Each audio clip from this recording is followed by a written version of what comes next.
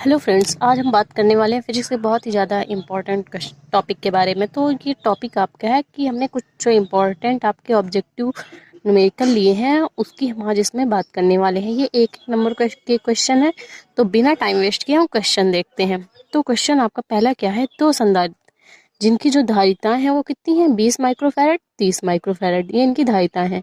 इनको किस क्रम में, श्रेणी क्रम में जोड़ा हुआ है। तो इनकी जो हमें तुल्य धारिता ज्ञात करनी है। तो देखिए आप 2009 और 11 में इस क्वेश्चन को पूछा गया है। तो चलिए देखते हैं इन शॉर्ट क्वेश्चन को।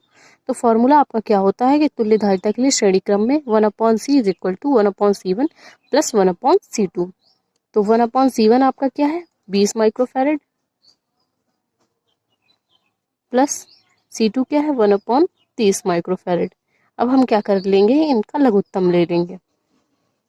तो लघुत्तम तो इन दोनों के अलग अलग हैं, तो क्या होगा, 3 दूनी 6, तो यहाँ पे क्या हो जाएगा 60। तो अब 20 से जब करेंगे, दो तेई 6, तो यहाँ पे आ जाएगा 3, और 60 के लिए इसमें करेंगे तो 3 दूनी 6, तो यहाँ आ जाएगा 2। तो यहाँ पे क्या आ गया, 5/60। बट ये भी आंसर किसका आया है, 1/c का। तो c इज इक्वल टू क्या हो जाएगा, c इज इक्वल टू 60/5। तो 12×5 = 60।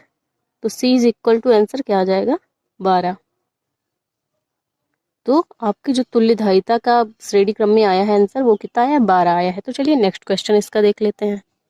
तो ये फिगर वाला क्वेश्चन है और 15 और 18 में पूछा गया है। तो संधारित्र की हमें धारिता ज्ञात करनी है। तो फिगर आपका दिया हुआ है, पहले दो संधारित्र श्रेणी क्रम में जुड़े हुए हैं, C1 is equal to 5 microfarad और C2 इज इक्वल टू आपका 10 माइक्रोफैरड दिया हुआ है। और जो आपका समांतर क्रम में है इसके, वो C3 is equal to 3 microfarad. तो हमने क्या किया है, C1 और C2, C1 5 microfarad, C2 10 microfarad और C3 आपका जो 3 माइक्रोफैरड दिया हुआ है उनको ज्ञात कर लिया है। तो हमें ज्ञात क्या करना है, सबसे पहले हम क्या करेंगे कि इन दोनों का श्रेणी क्रम निकाल लेंगे। तो जो आंसर आएगा उससे, और उससे मतलब जो आंसर आएगा आपका C, उससे C और C3 के लिए समांतर क्रम निकाल लेंगे। तो चलिए करके देखते हैं। तो C1 C2 के लिए श्रेणी क्रम संयोजन, तो 1/c is equal to 1/c1 plus 1/c2। तो C1 आपका क्या है, 5 माइक्रोफैरड और C2 आपका है 10 माइक्रोफैरड। तो यहाँ से क्या हो जाएगा, 1/5 C1 1/10। तो बड़ा क्या है आपका, 10 बड़ा है।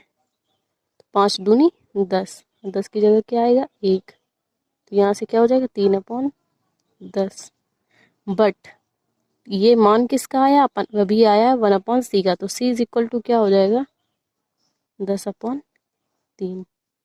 ठीक है। तो अब हमें क्या करना है, c और C3 के बीच, आप देखिए जो आंसर आया वो किसका आया है, C का आया है 10/3। ये जो आंसर आया है किसका आया, C का आया। तो हमें C और C3 के बीच समांतर क्रम संयोजन निकालना है। तो C डैश, तो C डैश क्या हो जाएगा, C प्लस C3। समांतर क्रम संयोजन के लिए क्या होता है, C is equal to C1 plus C2। तो उसका फॉर्मूले से, तो C आपका क्या दिया हुआ है, 10/3 प्लस C3 आपका क्या दिया है, 3 माइक्रोफैरड। 3/1, क्योंकि हमें लघुत्तम लेना है इसलिए हमने बटे में 1 लगा लिया। 1 की तो कोई वैल्यू नहीं होती। दोनों में बड़ा क्या है आपका, 3। 10 की जगह 10, 3 त्रिको 9, तो 10 9 19/3। ये आपका आ गया C डैश का आंसर। तो चलिए नेक्स्ट क्वेश्चन इसका देख लेते हैं। तो नेक्स्ट क्वेश्चन आपका है कि 10 माइक्रोफैरड का संधारित्र जिसका विभवांतर 100 वोल्ट तथा 200 वोल्ट है। तो अब इसकी क्या करनी है, हमें ऊर्जा ज्ञात करनी है। तो आप देख सकते हैं C इज इक्वल टू कितना दिया है, 10 माइक्रोफैरड। संधारित्र की धारिता कितनी दी हुई है, 10 माइक्रोफैरड। तो 10 माइक्रोफैरड को हम फैरड में बदलेंगे, 10 इंटू 10 की -6। तो क्या बचेगा, एक ये वाला 10 जो है वो क्या हो जाएगा, इसकी घात हो जाएगी +1। तो एक घट जाएगी तो 10 की -5 बचेगी। तो V1 आपका दिया है 100 वोल्ट और V2 क्या दिया है, 200 वोल्ट। तो अब हमें क्या करना है, ऊर्जा निकालनी। ऊर्जा के लिए आप फॉर्मूला जानते हैं, आप U is equal to ½ CV² होता है। बट हमें क्या करना है, यहाँ पे ऊर्जा का अंतर दिया हुआ है 100 और 200, मतलब V1 और V2 दिया, तो हमने V1 और V2 के पद में कर लिया है। तो इसमें से हम डायरेक्ट इसका अंतर निकाल सकते हैं, या हम इसके लिए पहले भी इसका अंतर इसका V2 माइनस V1 निकाल सकते थे, बाद में वैल्यू पुट करके उसका स्क्वायर लगा देते। बट कोई नहीं, करके देखते हैं ऐसे भी। 1/2 इंटू 10⁻5 V2 इंटू V2 आपका क्या है, V2 का स्क्वायर मतलब 200 का स्क्वायर,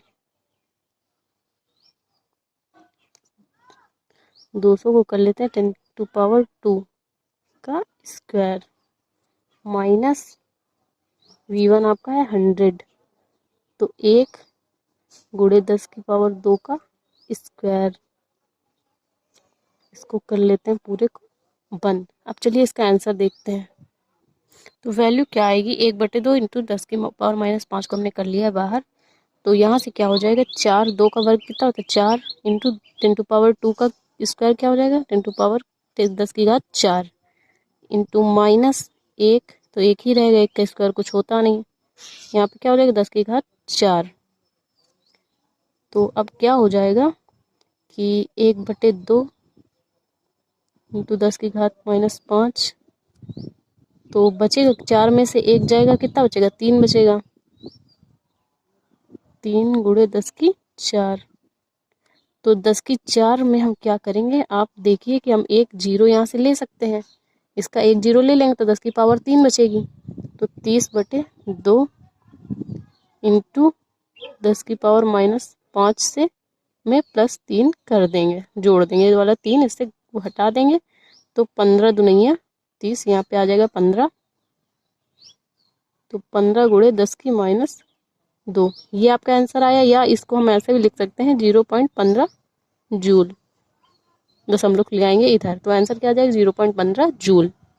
तो चलिए इसका नेक्स्ट क्वेश्चन देख लेते हैं। तो ये इसका नेक्स्ट क्वेश्चन है, 10 पिकोफैरेड का एक संधारित्र जिसका जो मतलब कि विभवांतर वो कितना 50 वोल्ट, तब स्थिर वैद्युत ऊर्जा निकालनी है। तो 10 पिकोफैरेड को हम किस में फैरेड में बदलेंगे, 10⁻12 से गुणा कराएंगे, तो बचेगा कितना 10⁻11 फैरेड, और विभवांतर आपका दिया 50 वोल्ट। तो ऊर्जा निकालने ऊर्जा का फॉर्मूला होता है U = ½ CV²। तो इसमें रख के हम आंसर निकालते हैं, 1/2 C कितना दिया 10⁻11, अब V आपका दिया 50, यहाँ से क्या हो जाएगा 50 इंटू 50, तो अभी मत काटिए और इसको सिंपल कर लेते हैं, 1/2 इंटू 10⁻11, 5 × 25 और 2 जीरो 2500 हो गया। तो अब हम क्या करेंगे, अब ये जो 2 जीरो है इसमें प्लस कर देंगे, पहले तो ये बात कर लेते हैं, 25/2 तो 10⁻11 में 2 जीरो हो जाएंगे प्लस, तो +2, तो कितना आएगा 10⁻9। अब इसमें दीजिए आप भाग 2 एकन्नम 2, 2 दूनी 4, तो बचा 1, दशमलव लगाएंगे, जीरो बढ़ाएंगे तो 5 10, 12.5 आया। तो आंसर आपका क्या है 12.5 इंटू 10⁻9 जूल, ये आपका आंसर आया। इसको एक और सिंपल वे में कर सकते हैं कि हम दशमलव को ले आएंगे इधर, 1.25 इंटू 10⁻8 जूल, इसको और सिंपल वे में कर लिया। तो आई होप आपको सारे क्वेश्चन समझ में आया तो प्लीज़ वीडियो को लाइक और हमारे चैनल को सब्सक्राइब करें। Thank you for watching this video, मिलते हैं नेक्स्ट टॉपिक पे।